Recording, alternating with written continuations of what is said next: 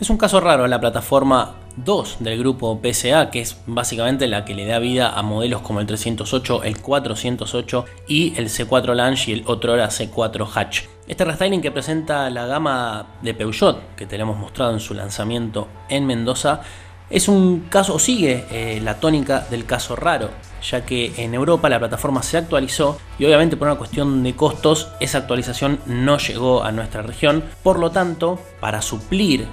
esas nuevas líneas de diseño que incorporó el 308 y la plataforma 2, que ahora es la MP en Europa, Peugeot optó por ofrecer un restyling de este 308 y 408 básica y exclusivamente para nuestra región, para Argentina y Brasil, así que cuando decimos que es un caso raro, casi podemos decir único en el mundo. Como te decíamos, hace poco te mostramos su lanzamiento en Mendoza, estuvimos allí, te contamos la gama, te mostramos 308, 408, tuvimos un breve contacto y finalmente hoy te traemos la prueba del 308 con uno de nuestros motores favoritos, que es el Turbo Diesel HDI.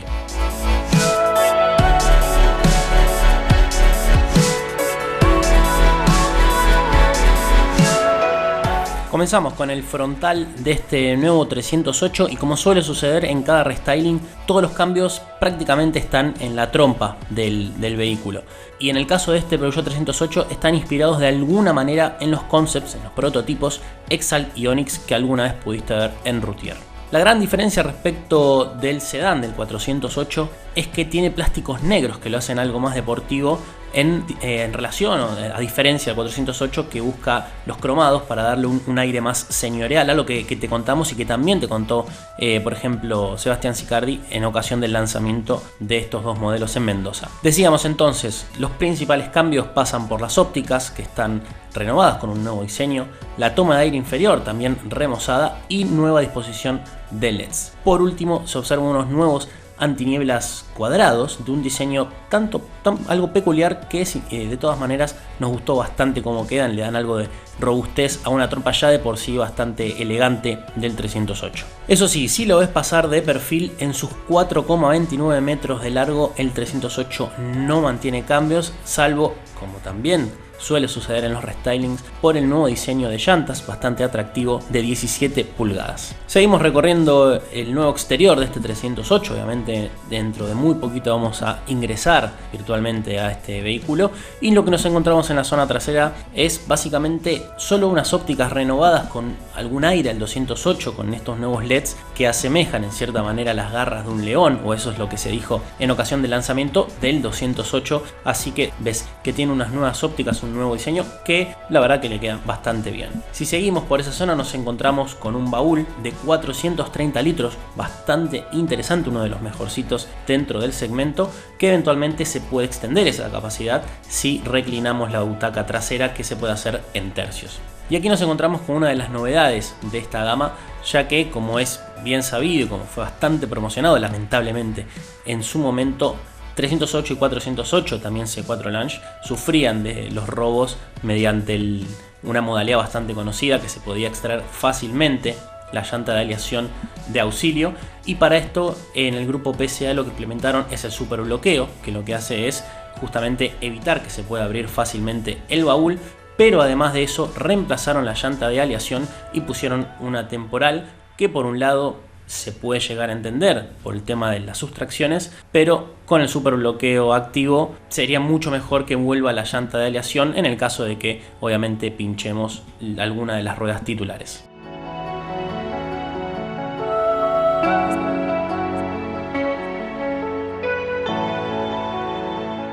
Ahora sí abrimos una de las puertas de este 308 y nos encontramos con un interior que, si bien cambió, es bastante ligero. Las modificaciones que hay solamente se notan en la parte central con la nueva disposición de la pantalla, que se mudó de la parte superior de la plancha del torpedo y está integrada en la parte central de la consola. Por el lado de la calidad, mantiene los buenos materiales, mantiene plásticos blandos, y lo que también es su ubicación en el promedio de calidad sin descollar y a tono con sus rivales regionales, que tiene varios justamente competidores nacionales y también extranjeros, como por ejemplo el Cruze y el Focus, hablando de los nacionales entre otros. Pero básicamente lo que mantiene es la calidad, que es aceptable. Donde tampoco se observan muchos cambios es en el tablero. Mantiene la disposición de 4 relojes, 2 principales, 2 secundarios y los datos en formato digital. Los más pequeños podrían ser de un tamaño un poquito más grande para mejorar su visualización, pero no es algo que interfiera en el día a día. Lo único que cambió en este sector es la serigrafía, que según la marca rinde tributo a otros modelos deportivos, también obviamente de Peugeot. Por el lado de la posición de manejo, se revisó la concepción de las butacas, es decir, hubo un replanteo de tanto de los materiales como de la ergonomía, pero la verdad es que no solo no encontramos demasiados cambios, sino que seguimos encontrándola un poco alta, es decir, mantiene esta múltiple regulación tanto en altura como en profundidad, mismo el volante, con lo cual, si bien vamos a estar cómodos, el rango de configuración es bastante amplio, pero nos sigue pareciendo un poquito alta la posición de manejo y la pedalera poco profunda, algo que suele sucedernos en los Peugeot. Como te contábamos, en la parte interior lo que se cambió fue la ubicación de la pantalla y además se le hizo touch. Su formato es bastante similar al del 208, pero es algo más intuitiva y también responde mucho más rápido a los comandos táctiles. Además, ahora incorpora el Jukebox, que es un disco rígido de 16 GB, que básicamente lo que hace es almacenar música, y 16 GB es una capacidad bastante interesante, con lo cual podemos llevarla sin depender de algún dispositivo auxiliar, como por ejemplo el Bluetooth o un comando USB, que también obviamente incorpora. Con 2,60 metros entre ejes, el 308 no es el más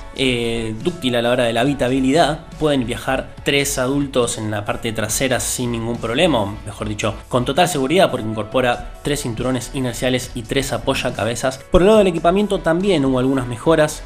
Incorpora 6 airbags, apoyacabezas, como te decíamos 5, la butaca de conductor regulable en altura, la cámara de marcha atrás, que es una de las incorporaciones bastante interesantes, cierre automático de puertas en rodaje, climatizador bisona, que ya lo tenía en el anterior, control de velocidad crucero, sensor de luces, el estéreo, que como te decíamos tiene CD, MP3 y entrada de USB y auxiliar, además del Jukebox y el Bluetooth, espejos eléctricos, faros antiniebla delanteros y traseros, un punto a favor en cuanto a seguridad, y una de las incorporaciones más interesantes es la de los ganchos ISOFIX para poder llevar a los más pequeños como corresponde, con total seguridad. Además, uno de los detalles de los cuales vamos a hablar un poquito más adelante también es que tiene indicador de cambio de marcha para obviamente hacer mucho más eficiente el consumo de combustible. El último detalle que nos queda en cuanto al equipo de confort es el techo panorámico, que es bastante grande, bastante amplio, y que ya lo habíamos destacado en ocasión del test del 308 anterior.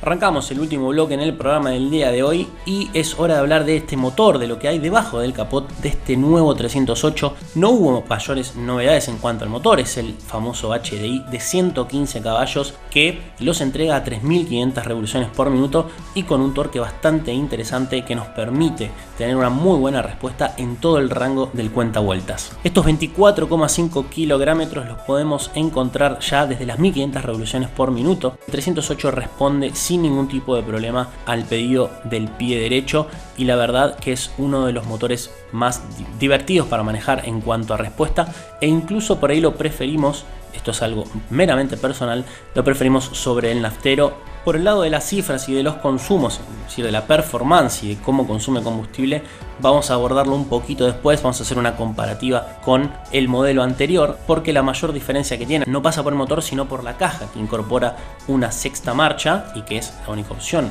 No hay una opción automática para los amantes del diésel, cosa que tampoco es algo para quitarle el saludo, pero bueno, siempre preferimos que haya más opciones. Salvo por el 0 a 100, las cifras de este HDI con caja de sexta han mejorado muchísimo. La versión anterior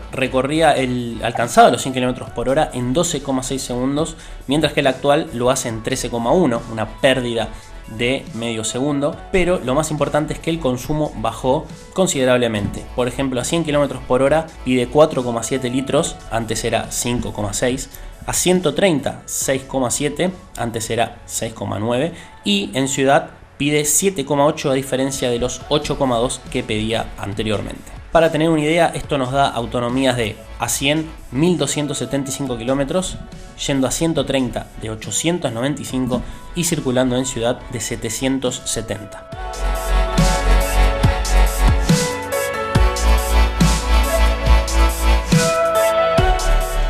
Momento de hablar del comportamiento dinámico de este 308 y, como sabés, los que derivan de la plataforma 2, es decir 308 y 408, siempre hemos notado que era un poco arisco, un poco seco el tren trasero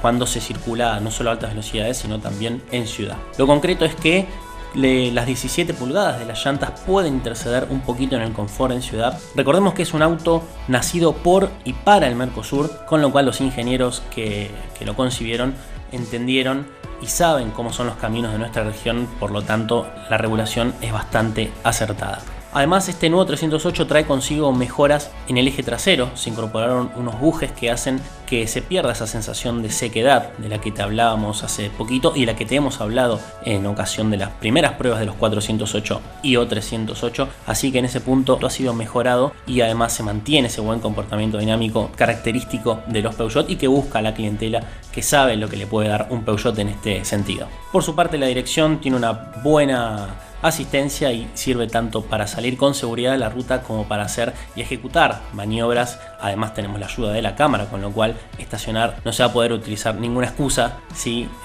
tenemos algún fallo en los cálculos.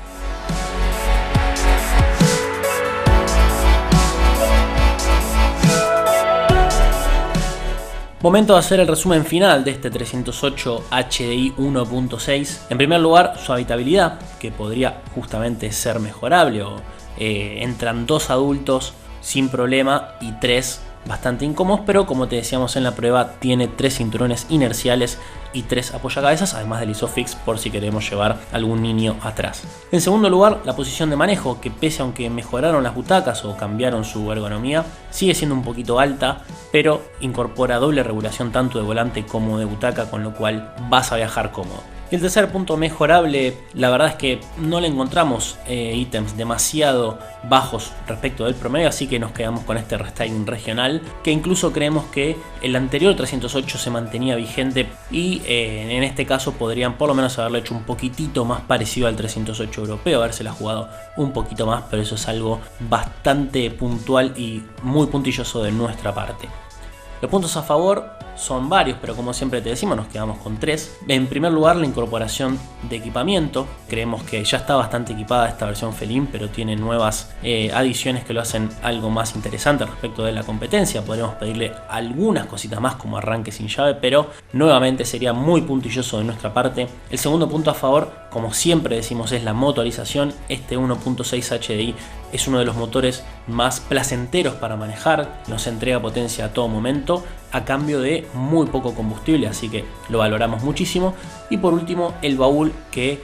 por tratarse de un hatchback 5 puertas es bastante amplio y se pueden llevar bastantes cosas. Por 316.550 pesos podés disponer de esta variante Felin, como te decíamos, única opción con caja manual, HDI tope de gama de equipamiento, que si estás buscando un buen diésel bien equipado y con el plus de haber sido renovado hace poquito, el 308 HDI es una de las mejores opciones disponibles dentro del mercado y casi la única.